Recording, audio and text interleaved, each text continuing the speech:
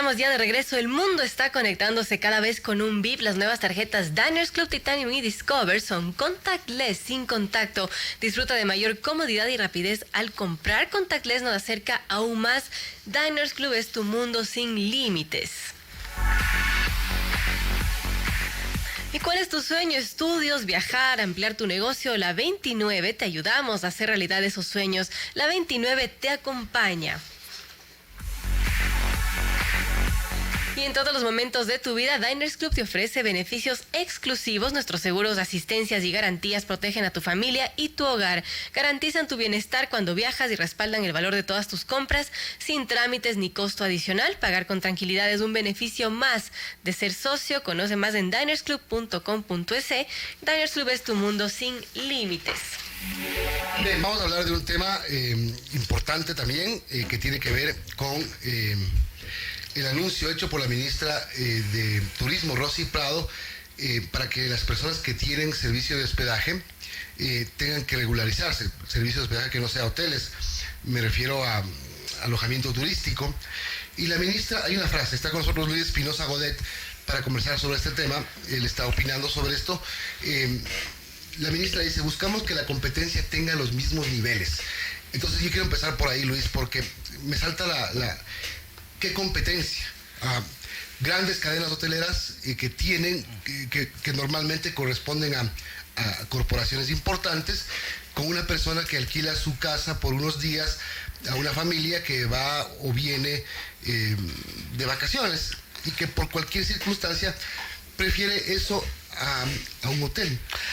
Muy buenos días, feliz semana a todos los radioescuchas. Efectivamente, lo que usted me plantea es uno de los claves de esto. Es decir, lo que pretende la ministra es hacer una misma normativa, bastante absurda por cierto, para absolutamente realidades completamente distintas. Y uno no puede meter dentro del mismo saco realidades completamente distintas. La normativa que está planteando, podríamos hablar, como se habla en otros casos, en otros países, de la regulación para el alquiler temporal vacacional, que podríamos hablar. Pero es que la normativa que han hecho incluye dentro de la misma norma realidades tan distintas como estudiantes universitarios que van a vivir durante unos meses, un año a una casa y pagan un cierto arriendo, personas que alquilan su casa en la playa por unas semanas, como turismo comunitario. Todo ese tipo de realidades que son completamente distintas la intentan meter dentro de la misma norma y evidentemente no todo encaja dentro de la misma norma. Así que esa idea de que todos tienen que cumplir exactamente lo mismo es completamente absurdo y además está intentando poner una norma a un no problema. Lo más llamativo de esto es, en Ecuador hay muchos problemas y el sector del turismo de Ecuador tiene bastantes problemas y hay que intentar impulsarlo porque Ecuador necesita más turistas, porque Ecuador necesita que entren las divisas y convertirse en una potencia de turismo internacional. Y en lugar de facilitar la llegada de los turistas internacionales, la ministra se dedica a hacer una norma sobre un no problema que impide que venga la llegada de turismos internacionales. Porque además, eso de que la competencia, no es verdad que este tipo de alquileres no hoteleros sean competencia directa a los hoteles. No es verdad, porque son realidades distintas. Un estudiante universitario que va a estudiar un semestre a otra ciudad es competencia de un hotel. Evidentemente no, porque su alternativa no sería alojarse en un hotel, sería alojarse en otro lugar. Una familia que va a venir una semana y quiere alojarse en una casa porque evidentemente les es más cómodo para poder cocinar, para poder estar la familia, ¿va a ser competencia un hotel? Evidentemente no. Una persona que alquila una habitación porque se va 2 o 3 semanas a un lugar de vacaciones, ¿va a ser competencia en un hotel? Probablemente no. O sea, los estudios demuestran que el turismo, el turismo o el viaje se produce por muchas circunstancias. No todos viajamos igual y viajamos por los mismos motivos. Hay turismo de viajes, turismo de recreo, turismo de ocio, turismo familiar. Hay viajes que se producen por la universidad, es decir, no solo es lo mismo. Hay cosas muy distintas. Y lo que intenta la ministra es poner a todos bajo la misma normativa e impedir que esta variedad maravillosa que ha surgido gracias a la innovación, gracias al internet, gracias a nuevas empresas que son exitosas en todo el resto del mundo porque permiten que haya distintas variedades para alojarse en distintas ciudades, y ahora va a intentar regularlas como siempre en este país con una tramitología absurda y muy tediosa que hace prácticamente imposible la libre actividad empresarial, y va a ser tremendamente injusto si se intenta meter a todos bajo la misma norma. No veo que hay competencia diferencia entre lo uno y lo otro. Creo que son dos cosas completamente diferentes dentro de un mismo sector. Pero, ¿qué hay de malo en regularizarse? ¿Por qué no? El gobierno ha ofrecido que esto va a ser un tema de un procedimiento fácil, un procedimiento online, donde tú por el internet puedas hacerlo y tienes tu registro. ¿Qué hay de malo en hacer eso? Por favor, usted lleva... Yo llevo 7 años en este país y usted lleva bastantes más como para empezar a creerse que la normativa, la regulación y la tramitología va a ser sencilla. No hemos nacido ayer ninguno de nosotros, ¿verdad? O sea, dígame usted un solo trámite en este país que vaya a ser sencillo. Y precisamente este que van a crear nuevo es el que nos tenemos que creer que va a ser sencillo.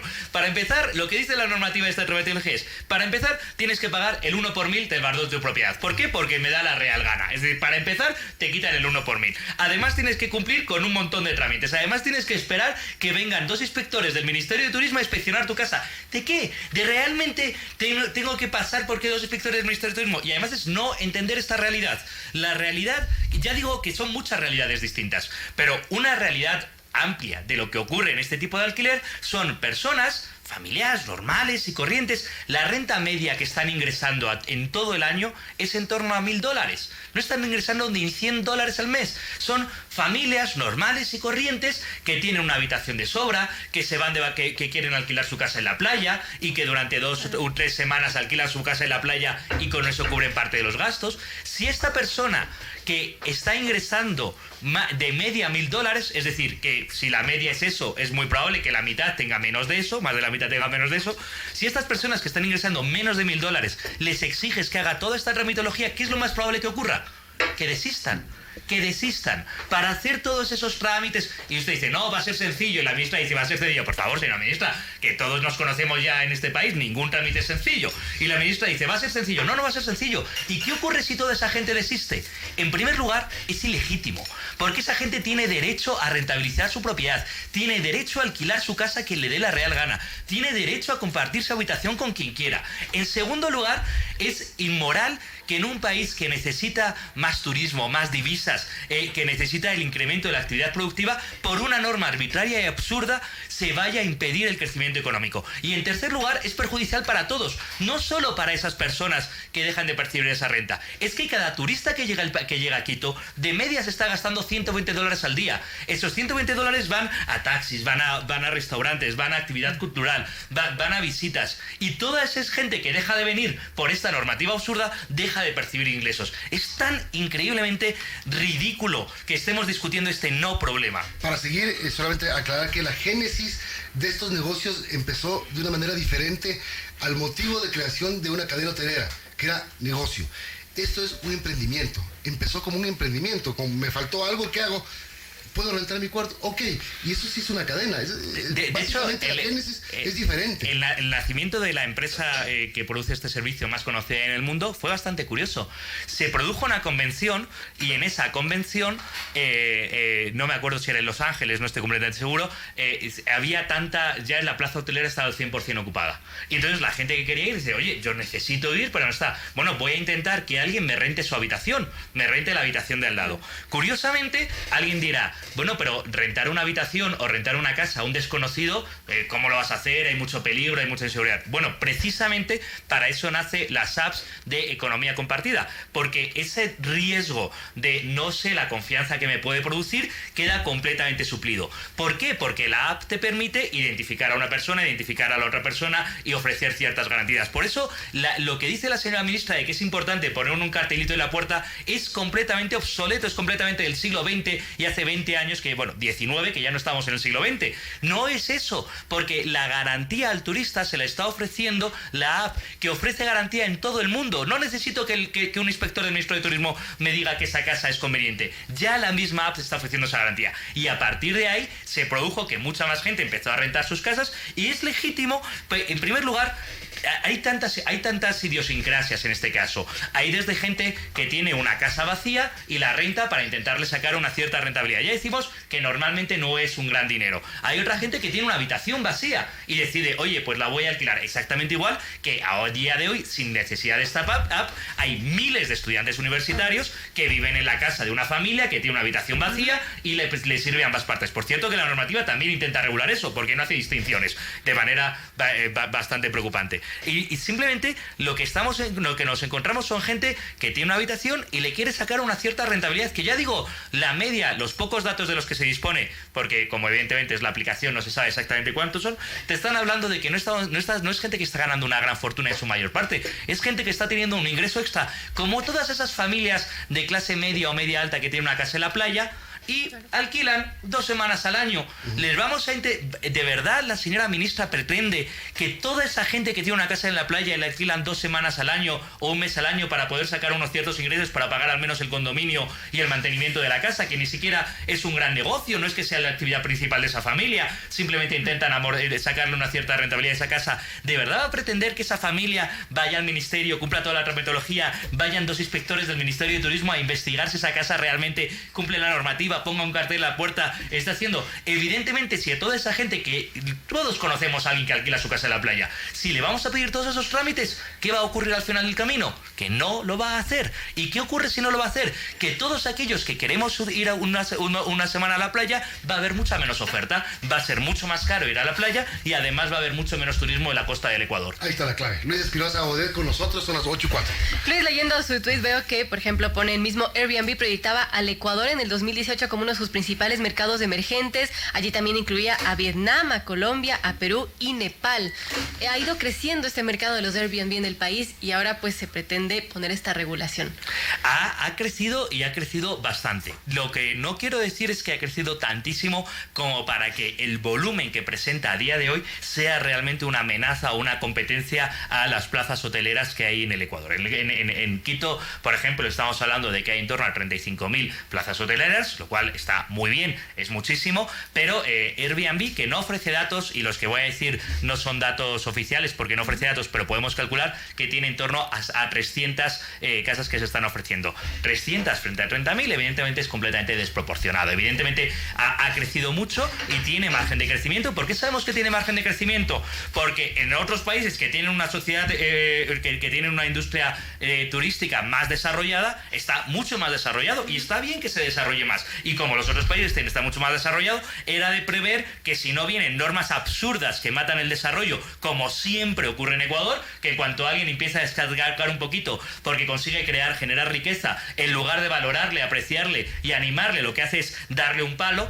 pues en lugar de apoyarlo, lo que pretende la ministra es que ponga esta norma absurda. Airbnb en el 2017 decía, ¿qué mercados parece que tienen proyección de futuro? Entre otros, Ecuador. ¿Ecuador por qué? Porque Ecuador está infrautilizado turísticamente. Ecuador tiene mucho más potencial turístico de lo que a día de hoy. Dicen los carteles de la propaganda, Ecuador potencia turística. Ojalá, pero no es una potencia turística a día de hoy. No lo es comparado con los países de la región, no lo es con lo que podría llegar a ser. Ecuador tiene potencial turístico, pero para tener ese potencial turístico lo que hay que hacer es tratar bien a los turistas, no tratarles mal, darles opciones distintas. Oiga, usted quiere un hotel maravilloso, un hotel de 5 estrellas, de 4 estrellas, de 2 estrellas, un hostal, una hostería. Tiene muchísimas opciones. Y además, usted quiere compartir una habitación con una familia quiteña que además le puede enseñar mejor el casco histórico de la ciudad. Usted quiere compartir un apartamento porque viene con su familia y quiere estar solo. Oiga, es que usted viene a visitar a un familiar que está en el hospital enfermo y quiere una plaza cerca del hospital porque es lo que apetece y quiere tener cierta intimidad. Tiene que haber distintas opciones porque los turistas son muy distintos.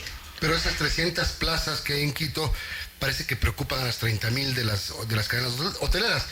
Por ejemplo, en México dice, la Asociación Nacional de Cadenas Hoteleras de México se pronunció a favor del cobro de impuestos a las plataformas digitales como Airbnb. O sea, sienten las cadenas una amenaza a este negocio de los hospedajes informales. A mí me llama mucho la atención esa idea de intentar copiar lo que ocurre fuera. Vamos a ver, no es lo mismo, o sea, esta discusión podemos entrar en ella, pero no es lo mismo la situación de Barcelona o la situación de Praga o la situación de París con la situación de Quito. Quito necesita mucho, o en general Ecuador necesita mucho más turistas. Nosotros no tenemos un problema de saturación de turistas. Y bendito problema, porque las ciudades que lo tienen, bendito problema. O sea, si el problema es que tienes demasiados turistas, bendito problema. Pero por desgracia, Quito no tiene ese problema, Ecuador no tiene ese problema, por desgracia. Ecuador tiene un problema contrario, es que nos hacen falta turistas. Así que intentar copiar lo que hacen fuera para que las cadenas hoteleras impidan que venga competencia o que vengan más turistas, me parece completamente absurdo, porque esas ciudades pueden tener un problema de exceso de turistas y Ecuador tiene un problema de falta de turistas. Así que lo que nosotros tenemos que hacer es facilitar la vida de los turistas. Y ya sé que estoy hablando muy mal del gobierno, como casi siempre, y quiero hablar bien. Creo que ha habido algo muy positivo y ha sido la apertura del espacio aéreo. Es increíble cómo ha habido nuevas rutas y es increíble cómo quitar una regulación absurda sirve para tantísimo. Quito está mucho mejor conectado ahora de lo que estaba hace 2 años. Guayaquil está infinitamente mejor conectado ahora de lo que estaba hace 2 años. Cada vez se abren nuevas rutas aéreas. ¿Y eso qué permite? Que cada vez vengan más turistas. ¡Maravilloso! ¡Qué bien! Por fin hacemos algo bien que permite que haya nuevas rutas, que permite que haya más turistas, que permite que haya más crecimiento económico, que permite que Ecuador esté más conectado con el mundo. Pero no podemos, por un lado, decirles que vengan y por otro lado, decirles que no vengan a las casas que ellos deseen venir. Los que deseen venir a esas casas, otros desean ir a hotel, otros a familiares, donde sea. Es que claro, como no vienen turistas del Ecuador, como nos faltan turistas, porque sí vienen, pero creo que podríamos, tenemos todo para recibir a muchos más. Sí. Claro, sobran camas. Pero cuando hay eventos, por ejemplo el Hábitat, sí, que fue hace algunos años, 4 años si no me equivoco, no hubo cama para tanta gente. La gente tuvo que irse a hospedar en Latacunga, en Ambato, en Otavalo, para poder venir aquí todas las conferencias del Hábitat. Es decir, cuando tenemos ese tipo de cosas es que se prueba realmente la capacidad que tenemos de recibir a la gente. Y voy a decir 2 cosas. En primer lugar, tampoco es cierto que sobran tantas camas. Es decir, la tasa de ocupación hotelera en Quito en el 2018 estaba en torno al 51%. En algunos sectores, como los de 4 o 5 estrellas, estaba en torno a 5 estrellas, creo que estaba en torno al 65. Es decir, sí que 51% es una tasa de ocupación. Hay que tener en cuenta que todos los días del año, no es lo mismo, pues un martes de febrero, pues es difícil que haya mucha tasa de ocupación, ¿no? Entonces, va diciendo, la tasa de ocupación en torno al 51%, bueno, es aceptable, podría ser mejorable, pero para eso, gracias a todos los turistas nuevos que están empezando a llegar, podría ser mejorable. Y luego, lo que ocurre con este sistema es que efectivamente funciona muy bien como un acordeón, porque al final en economía los incentivos importan. ¿Qué ocurre? Si hay muchísima demanda, el precio que estarán dispuestos a pagar los nuevos turistas, si ya los hoteles están al 100%, el precio que estarán dispuestos a pagar es más. ¿Qué ocurrirá? Que más gente estará dispuesta a alquilar una habitación o alquilar un apartamento que tenía cerrado. De tal manera que si el sistema le damos flexibilidad, permite perfectamente expandirse y corregirse, porque hay gente que le dicen, oiga, por $10 al día usted metería a alguien en la habitación que tiene libre en su casa.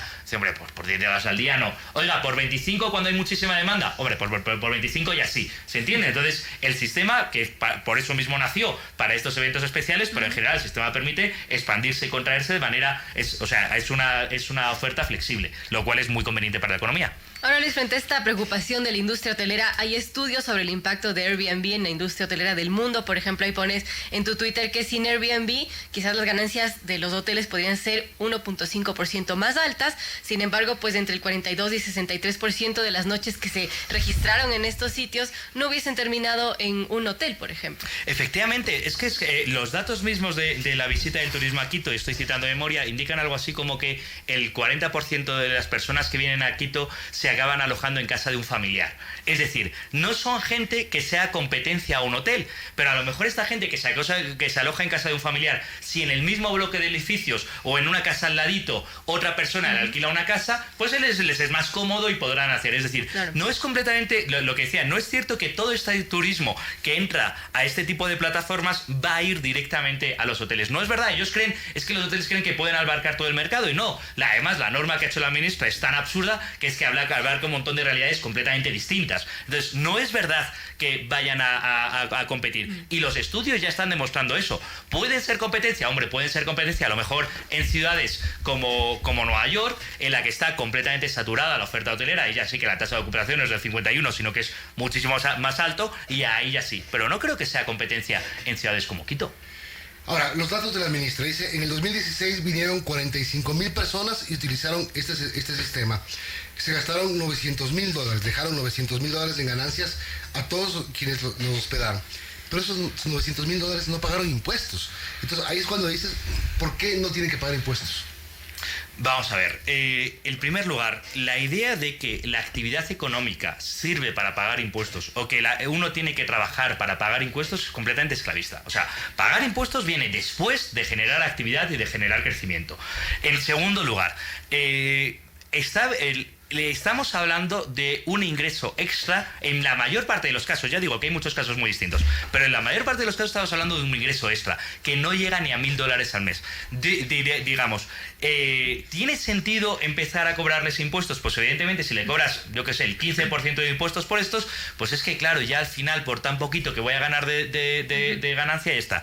Digo yo, si fuese la actividad principal o si realmente se estuviese ganando mucho dinero, es decir, más de $10.000 al año, que ya empieza a ser tu actividad principal, puede tener sentido empezar a obligar. Si lo que se quiere es que se empiece a pagar factura o que se empiece a facturar como ingreso del capital y que se meta en el impuesto a la renta, bueno, pues se puede meter en el impuesto a la renta, tampoco voy a negarlo, pero la idea de que la razón para hacer una norma es pagar impuestos cuando al final por intentar cobrar más impuestos acabas matando la actividad económica, esto es como la vaca lechera. Es decir, los impuestos son lo que se exprimes a la vaca, pero si al final por exprimirle tanto a la vaca acabas matando a la vaca, te acabas quedando sin actividad, sin impuestos. Y es que ¿cuál es la razón entonces para hacer esta normativa? Para mí es recaudar impuestos como la primera. Y la segunda, ya preocupante, podría ser responder a intereses de corporaciones.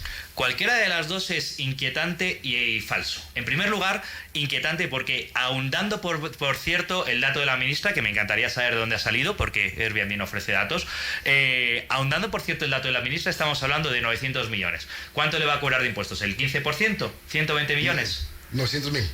900.000. Claro, el dato que dice 2016. Vale, ¿cuánto va a cobrar de impuestos? ¿Realmente eso es significativo para las arcas públicas? Y lo que no está viendo es cuánto va a dejar de ganar por todas las plazas que se van a dejar de ofrecer en Airbnb y esos turistas van a dejar de venir. Porque cobrar ese impuesto a toda esa gente tiene un coste altísimo en el otro lado. Y van a protestar todos los propietarios de restaurantes, todos los taxistas o conductores, todos los guías turísticos que van a dejar de recibir ese turismo. Esa gente, ¿qué va a decir? Porque por un lado les matas, pero si no vienen, ¿qué va a ocurrir con toda esa gente? En segundo lugar, responder a oscuros intereses. Bueno, pues por desgracia, en este país es muy habitual que la industria que tiene cierto poder político intente matar la competencia, pero no a base de competir, sino a base de normas que favorezcan a unos pocos por sobre casi todos. Eso es lo que se llama capitalismo de compadreo, eso es crony capitalism y es lo que por desgracia ocurre demasiado a menudo. La versión oficial de esta medida es por seguridad, ¿verdad? Por seguridad, porque los turistas tengan pues un alojamiento regulado. Ustedes que son personas que se dedican todos los días a dar noticias y ustedes que son personas que se dedican todos los días a saber lo que ocurre en este país, ¿han escuchado un solo caso de una sola queja de que ha habido un problema con alguno de estos de esta contratación en la plataforma? ¿Sabes que las quejas se ponen en los mismos comentarios de la aplicación y ya el usuario ve si quiere llegar o no? Es que la aplicación ya es que la nueva tecnología ha dejado obsoleta este sistema regulatorio por parte del ministerio. Es que la misma aplicación ya te da ese resultado. Y de hecho, ¿no hay problemas de seguridad en los hoteles?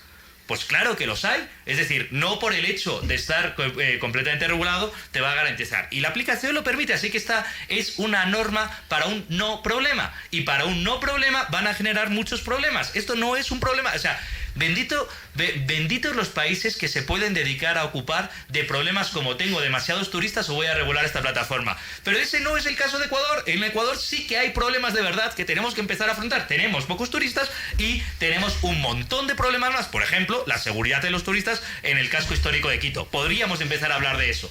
Antes de empezar a hablar de eso, Luis, hay también otro tema que se plantea y que se ha hablado, fue unas declaraciones del viceministro de Finanzas, de que se podría empezar a grabar impuestos también para plataformas como Spotify, como Netflix, también Uber, Cabify, y esto pues a propósito de que se ha comprometido con el Fondo Monetario Internacional a incrementar la recaudación de un monto equivalente al 1.5% del Producto Interno Bruto, y pues esto quizás se podría plantear en las reformas tributarias que ya se están alistando para este segundo semestre.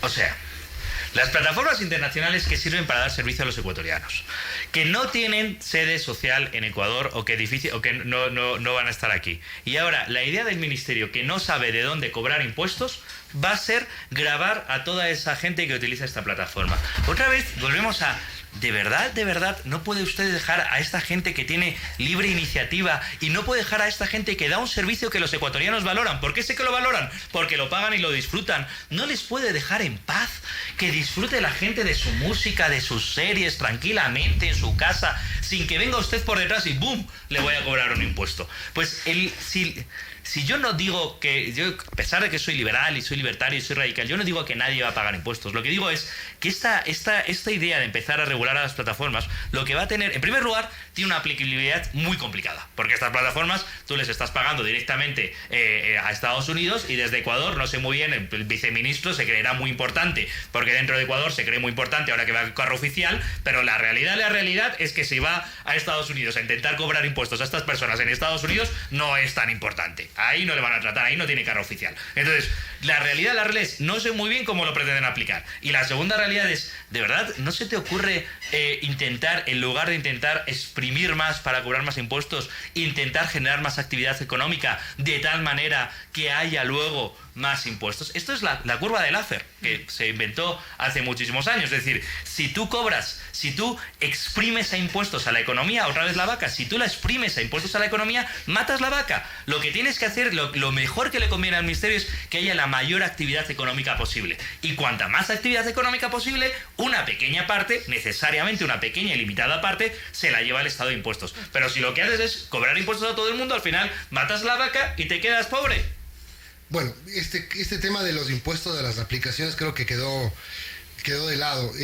No creo que el gobierno pueda hacer mucho más cosas de impacto durante este periodo que le queda por, digamos, el poco apoyo que tiene. Estamos viviendo una época donde tenemos algunas medidas fuertes de parte del Fondo Monetario Internacional que tienen que irse cumpliendo para que se siga cumpliendo el tema de este acuerdo que se dio con los multilaterales. El gobierno tiene pendiente hacer la reforma tributaria, la reforma laboral, es decir, algunas cosas que están ahí. Seguimos reforma tributaria, reforma laboral, código monetario y me falta y código fiscal para las finanzas públicas. Además del tema del Banco Central. El código monetario, el código fiscal del Banco Central. Ya lo presentaron la semana pasada. Argentina, estamos viendo lo que ha pasado en las semanas anteriores y lo que esperamos que pase en octubre cuando sean las elecciones definitivas. Yo no sé cuánto a Macri le afectó la política fondo monetarista, fue determinante para esta derrota contundente en las urnas en las primarias. ¿Cómo estamos comparándonos con las políticas de Argentina nosotros? Vamos a ver, Ecuador se está enfrentando a un periodo que puede ser trascendental para la historia del Ecuador. Por dos motivos. En primer lugar, porque estamos en una transición, en una salida del régimen ominoso del anterior presidente, del que mejor ya ni acordarse ni de su nombre, porque cuanto más lo olvidable tengamos, acabará en un hueco, no sabemos si en un ático o en una cárcel, pero cuanto más lo olvidemos mejor. Y estamos en un periodo de transición. Ese sistema económico que intentó implementar ese señor, evidentemente ha fracasado, creo que es obvio de toda obviedad que ha fracasado. Entonces estamos en un periodo de transición. Y en ese periodo de transición, en el acuerdo con el FMI, se plantea reformar las 4 leyes económicas más importantes de un país. La ley laboral, el código monetario, en el que se incluye la función del Banco Central en dolarización, el código fiscal y el código tributario. Es increíble que un país en un periodo de 4 o 5 meses, como es lo que nos enfrenta a diciembre, que era más o menos lo planificado, vayamos a tener esos 4 cambios. Yo creo que este proceso no se está asumiendo ni con la ilusión, y digo ilusión, y lo digo con todas las palabras, me parece ilusionante que Ecuador pueda salir de esas leyes ominosas y empezar a entrar en unas leyes mucho más convenientes para que haya productividad y crecimiento económico. Por un lado, no se está afrontando con ilusión, y por otro lado, por desgracia, tampoco creo que se está afrontando con transparencia. Es decir, no creo que estemos teniendo un debate público como amerita estas 4 leyes, que ameritan tener un debate público y amerita que empecemos a hablar de eso y amerita que sepamos exactamente qué se está planificando. Por desgracia, la capacidad política de este gobierno en la Asamblea es bastante limitada. Y ahora nos vamos a tener que enfrentar a un problema muy importante, y es que los asambleístas ante la historia. Los asambleístas del Ecuador se van a enfrentar en los siguientes meses a votaciones trascendentales. Y la pregunta es si estas personas van a estar a la altura de intentar hacer lo que Ecuador necesita o van a seguir pensando en sus intereses a corto plazo, en sus reelecciones a corto plazo y no van a tener visión de país. Y es muy importante que, o sea, a mí me parece que su programa, y sería muy importante que los medios de comunicación en general empecemos a hablar mucho más de todas estas 4 reformas que son muy importantes. Ahora la pregunta es, ¿va a tener esto consecuencias sobre la popularidad de Lenín Moreno? Bueno, la pregunta es, ¿Lenín Moreno se va a presentar a la reelección? O sea, en primer lugar, tenemos que resolver esa incógnita, porque si no se van a presentar a la reelección, es una oportunidad histórica, señor presidente. Haga las reformas que este país necesita. Probablemente en el corto plazo no se irá en honor de multitudes, pero en el largo plazo será recordado como el presidente, como lo que usted quiere ser recordado, el presidente que acabó con la década ominosa y transformó al Ecuador para el futuro en una economía productiva. Si usted quiere ser recordado como eso, tiene que asumir el coste político de aprobar estas 4 reformas. Y estas 4 reformas, en serio. Necesitamos una reforma laboral en serio. ¿Por qué necesitamos una reforma laboral en serio? Porque el 60% de los ecuatorianos no tiene empleo formal. Es decir, es tan increíblemente mala la reforma laboral, que la norma laboral que tenemos en este país, que no les sirve al 60% de los ecuatorianos. Es casi imposible hacerlo peor.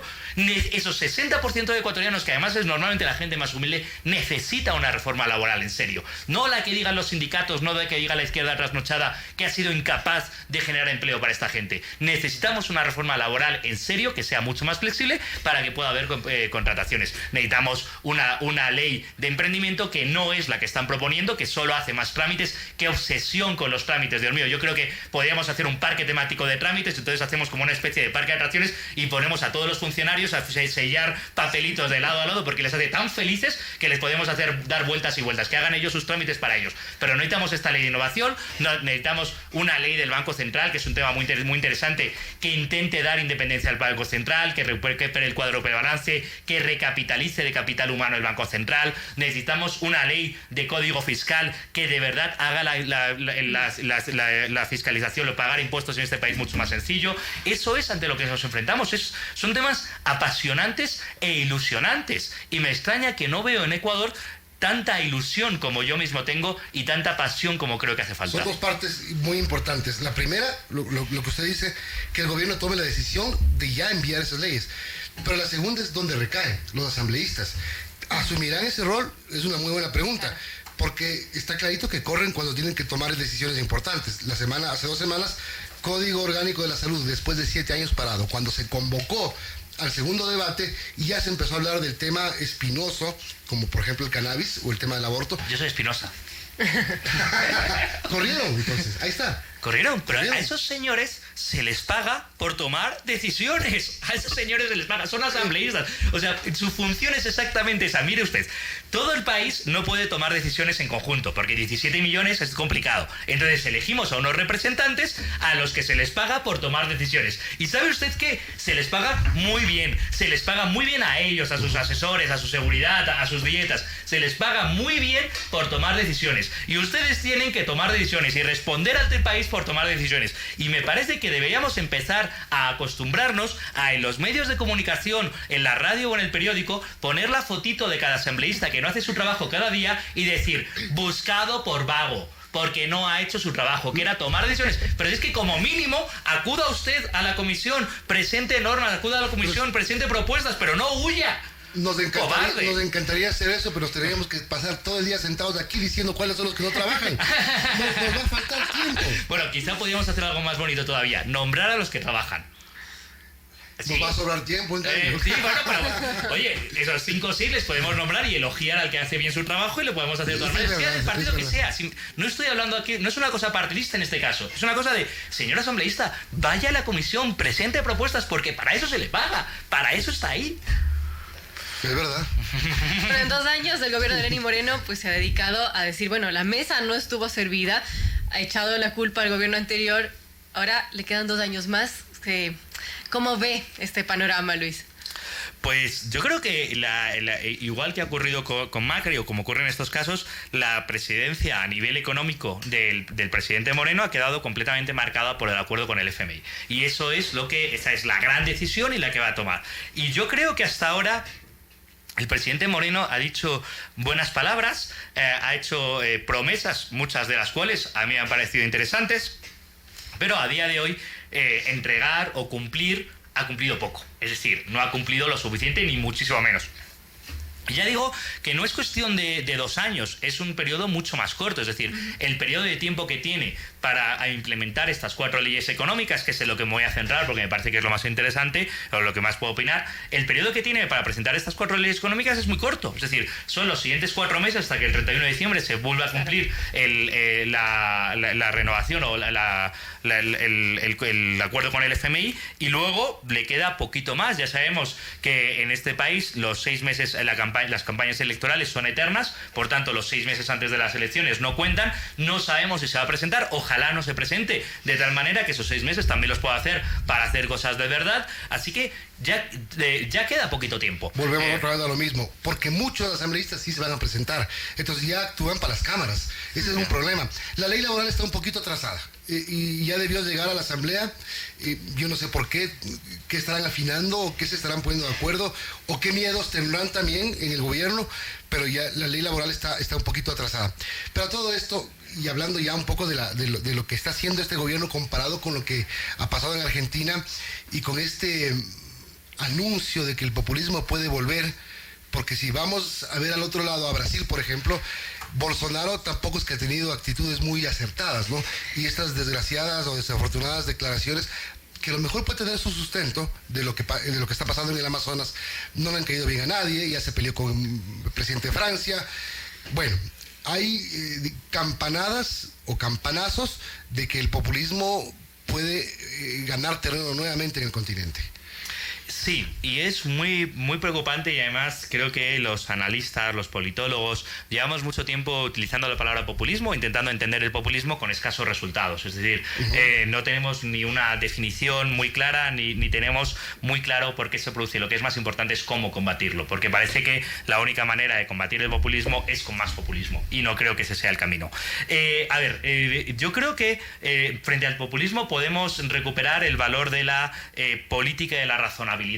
No sé muy bien cómo explicar esto, pero es esa idea de no prometer soluciones fáciles a problemas difíciles, no apelar al corto plazo, sino pensar en proyectos a largo plazo, no creerte un mesías, sino creerte un gestor, no decir que los demás son enemigos, sino que todos somos parte de un mismo proyecto, e intentar todas esas cosas que, por desgracia, vemos que para ganar elecciones parece que hay que hacer lo contrario. Y parece que los resultados importan poco. En el caso de Argentina, los resultados de Cristina Fernández de Kirchner, segunda vicepresidenta en ese binomio, han sido absolutamente nefastos. Es difícilmente decir que no han sido absolutamente nefastos. Sin embargo, los electores parecen no penalizar eso.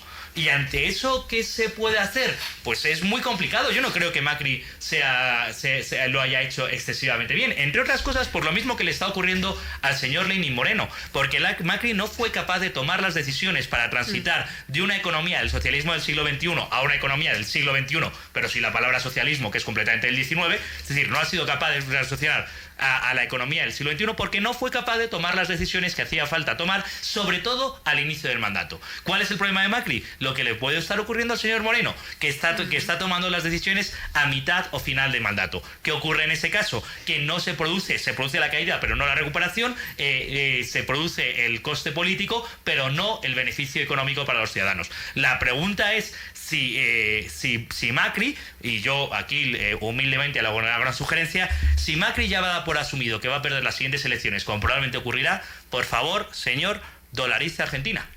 Dolarice Argentina.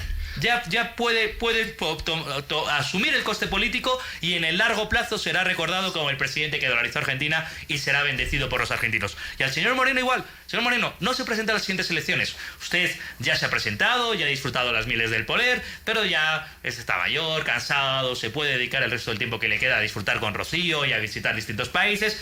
Júbilese, que es maravilloso, vaya a disfrutar el mundo. Se va a España. Se vaya a España, que yo mismo le puedo garantizar que se vive muy bien en España, y ya asuma la reforma laboral que hace falta. Probablemente en el corto plazo va a tener enfrente a los de siempre, a la izquierda trasnochada, a los sindicatos decimonónicos, a toda esa gente con recetas completamente anticuadas. Pero en el medio plazo, cuando ese 60% de ecuatorianos que a día de hoy no tienen empleo formal, gracias a una nueva ley laboral que permita mejor empleo, empiecen a tener empleo, usted será recordado bien. Luis, ¿populismo con populismo se cura? Porque el populismo tiene ideología. Argentina. No tiene ideología. Claro. Cuando Macri ve amenazada su permanencia en el poder por el populismo izquierdoso de Cristina Fernández, él actúa con populismo. Entonces sale a anunciar, voy a subir los sueldos, parecía un Maduro argentino. Sí. Populismo con populismo se cura. Maduro es un insulto muy fuerte, ¿eh? Yo no... O sea, Perdón, hijo de Maduro, vamos, tenemos una pelea. Perdón, presidente Macri, perdón, embajada argentina. Sí. Ofrezco disculpas. Sí, no Tiene puede ser. razón.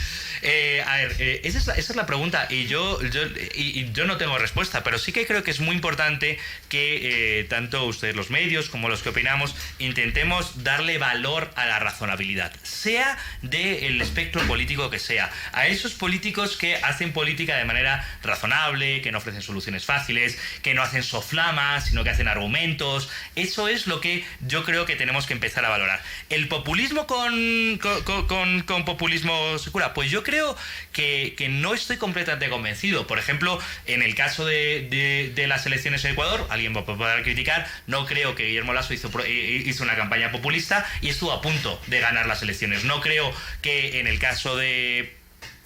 Solo nos fijamos en aquellos casos en que el populismo ha ganado, pero también hay otros muchos casos en que el populismo no ha ganado las elecciones, y también nos podemos fijar en eso. ¿Cómo se consigue eso? Ya digo, con una labor de más largo plazo, es decir, el populismo puede ganar en el corto plazo y en esos 6 meses de campaña se puede ganar rápidamente, pero si tú tienes un trabajo hecho durante 4, 5, 6 años de presentar propuestas, de construirte una imagen, eso puede tener más valor que el sprint final de los 6 meses del populista, porque el populista en el fondo se consume, porque al final hace propuestas que no se van a acabar cumpliendo, así que es probable que se acabe consumiendo. Yo creo, y también recuperar, que yo creo que la labor de los que opinamos o de los medios puede ser intentar poner en entredicho al populista y valorar al que no lo es. Ya digo, independientemente de la ideología política. Es decir, el populismo es una cuestión de formas, no de ideas. Y las formas en política importan. 8:33, Luis Espinosa Godet con nosotros. Bueno, sobre este tema económico y lo que pasa en Argentina y que también se puede ver reflejado lo que podría pasar en el Ecuador y los aprendizajes también que parece no terminamos de aprender. Pero la idea es que al final del día la gente mira cómo llegar a fin de mes. Mira también cómo en el anterior gobierno pues decían, bueno, había dinero en el país. No saben cómo y no les importa que si por corrupción o por dinero. qué. Claro. Pero tenían dinero en su bolsillo. Entonces, ¿qué se puede pensar de este gobierno? Le quedan 2 años de lo que podría en realidad hacer para activar la economía. Bueno, aquí tenemos un problema grave y es el problema de los tiempos en economía. Es decir, desde que se toma nuestra medida hasta que tiene efecto pasa mucho tiempo. ¿Qué ocurrió, entre otras cosas, durante el periodo anterior de Voldemort? No le voy a nombrar, de Voldemort. Lo que ocurrió es que durante esos 10 años hubo muchísima más deuda. Y como hubo muchísima más deuda, parecía que la economía iba bien, porque recibías dinero con la tarjeta. ¿Qué ocurre? Que ahora llega la factura, la dolorosa. Ahora hay que pagar toda esa deuda. Ahora hay que empezar a cumplir. Y claro, cuando hay que empezar a cumplir, y yo estoy muy de acuerdo con usted que tenemos un problema de percepción. Los ciudadanos, cuando llegaba la deuda, percibían que había más dinero. Los ciudadanos, cuando perciben que hay que pagar la factura, no culpan o no relacionan con el periodo anterior. Y en el fondo, tampoco yo, como profesor de economía, tampoco sé si debería ser su función hacerlo. Entonces, ahí sí que usted tiene una cuestión muy importante, y es la percepción. Ahora, lo que tenemos que plantearnos otra vez son no las medidas a corto plazo, porque evidentemente, ¿qué podemos hacer para volver a tener más dinero a corto plazo? Volver a endeudarnos. Claro, pero eso es una rueda sin fin que no soluciona los problemas de largo plazo, sino los problemas a largo plazo. Y también a los ciudadanos es importante que ellos piensen cómo les gustan que les traten. ¿Usted prefiere que le traten como si fuese un completo estúpido? ¿O usted prefiere que le traten como una persona adulta y responsable? ¿Usted prefiere que le hagan promesas como se hace promesas a un niño de 3 o 4 años de te voy a prometer todo? ¿O usted prefiere que le traten como un adulto con el que se razona la situación del país, se razona las medidas y se razona las circunstancias? Porque claro, al final también el voto populista es perfectamente entendible, pero es gente que prefiere... ¿Cómo dice la canción? Miénteme que tus mentiras me sientan tan bien. Quieren creerse porque se lo quieren creer, porque es más bonito creerse que todo eso va a resultar. Pero al final la realidad es muy dura, la realidad es como es, la realidad no es cambiable con opiniones, así que al final el resultado económico es mucho más complicado. Y ahí sí que tiene usted toda la razón, que hay un problema de percepciones, que yo creo que la labor de los que intentamos explicar economía en público, en la medida de nuestras posibilidades, la labor también quizá de los medios haciendo las entrevistas, es intentar explicar a los ciudadanos por qué ocurre este problema de tiempos. Y al final también, al final del día, todo es culpa de quien elige, porque los políticos pueden decir misa, el problema es del ciudadano que les cree. Todos somos responsables de nuestros actos, somos responsables de nuestros votos, somos responsables de nuestras decisiones, somos responsables de cuánto fiscalizamos, somos responsables de cuán tolerantes somos con la corrupción, somos responsables de cuán dispuestos estamos a escuchar verdades que no nos gusten. Todos somos responsables de nuestros actos. ¿Cuánta gente en Brasil votaría cuando Bolsonaro en campaña dijo que hay que matar a los delincuentes? ¿Cuánta gente en Estados Unidos votaría por Trump cuando dijo que hay que levantar un muro con México? ¿Cuánta gente votaría en Argentina cuando Cristina dice? ¿Cuánta gente votó en Venezuela, aunque duela decirlo, por Chávez una y otra vez y luego por Maduro? Y ese es un problema. ¿Y cuánta gente en este país es al menos cómplice de lo que ocurrió? Eso es... En 10 años, 11 elecciones en Ecuador. Ahí queda. Exitoso modelo exitoso. Gracias, Luis Espinosa Godet, profesor de economía, analista económico y político. Gracias por estar con nosotros. Muchísimas gracias, un auténtico placer. Vamos a la pausa.